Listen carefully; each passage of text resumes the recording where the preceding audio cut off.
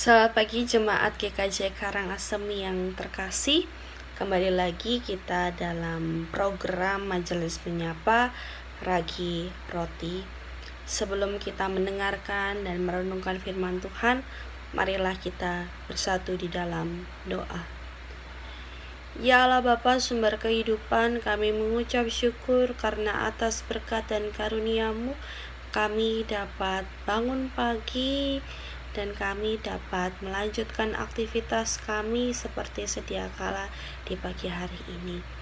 Pagi hari ini kami diberi kesempatan untuk mendengarkan dan merenungkan firman Tuhan. Kiranya Kau berkati kami sehingga firman ini bisa kami terapkan dalam kehidupan sehari-hari. Berkati hamba-Mu juga yang akan menyampaikan firman Tuhan. Berkati agar firman-Mu, apa yang disampaikan pada pagi hari ini dapat tersampaikan dengan baik. Kami menyerahkan proses pemberitaan sabda-Mu di pagi hari ini hanya ke dalam tangan pengasihan-Mu demi Kristus Yesus Tuhan dan Juru Selamat kami yang hidup. Amin. Jemaat yang terkasih, renungan pada pagi hari ini terambil dari Lukas 14 ayat 25 sampai 35. Nats kita pada pagi hari ini adalah di ayat yang ke-27.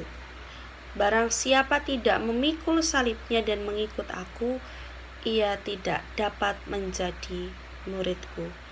Demikianlah firman Tuhan, berbahagialah bagi mereka yang mendengarkan dan merenungkannya dalam kehidupan sehari-hari. Haleluya. Amin.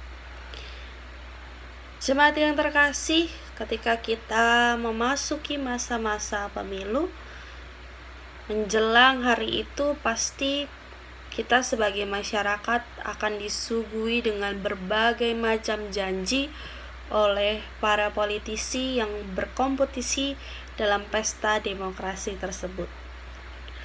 Melalui kampanye di berbagai platform, di berbagai media, mereka menyampaikan janji apa-apa saja yang akan mereka lakukan jika mereka berhasil menjabat, mulai dari janji memberikan jaminan kesejahteraan, jaminan pendidikan, jaminan kesehatan, dan serta janji-janji lain yang beberapa terdengar realistis, tetapi beberapa juga terdengar tidak realistis.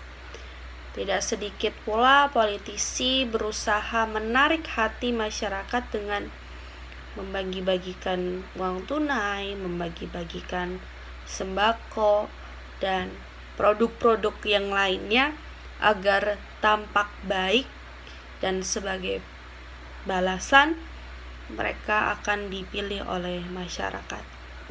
Semua yang mereka lakukan itu adalah agar mereka bisa menuju kekuasaan dan jalannya itu bisa mulus, bisa terbuka lebar.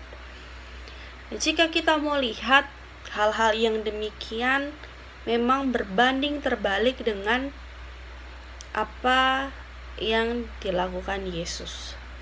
Ketika para politisi mengumbar janji saat berkampanye, Yesus justru tidak menjanjikan hal-hal yang menyenangkan kepada orang-orang yang ingin menjadi pengikutnya.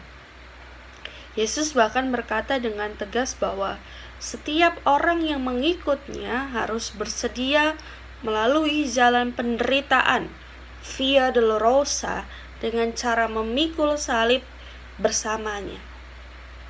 Jadi jika keputusan kita untuk mengikut Yesus adalah karena mengharapkan berkat, mengharapkan kesejahteraan, dan juga mengharapkan kenyamanan saja, berarti kita keliru dalam memahami konsep menjadi pengikut Kristus.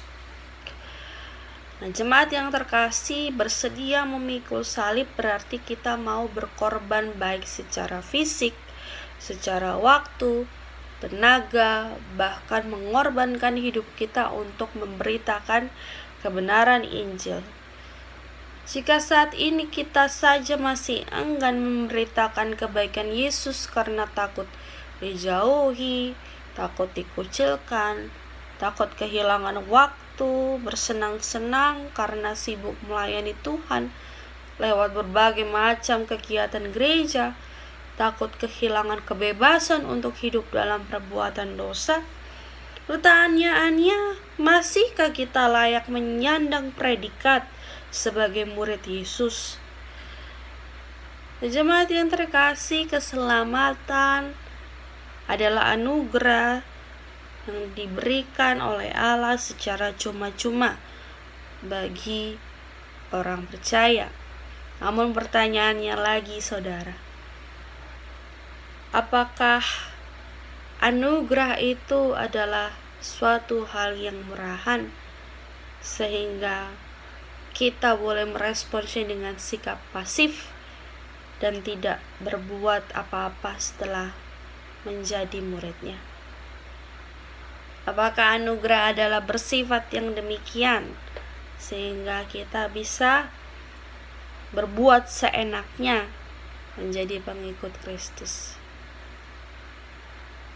Justru bukan seperti itu ya, saudara yang terkasih.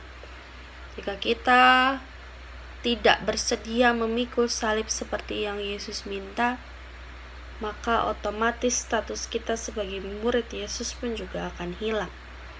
Maka dari itu, selamat menjalani kehidupan dengan memikul salib, berjalan di tengah penderitaan bersama Yesus, sebab Dia tidak pernah menjanjikan pada kita perjalanan yang nyaman, tetapi Ia menjamin kita akan mendarat dengan aman. Tuhan Yesus memberkati kita. Amin.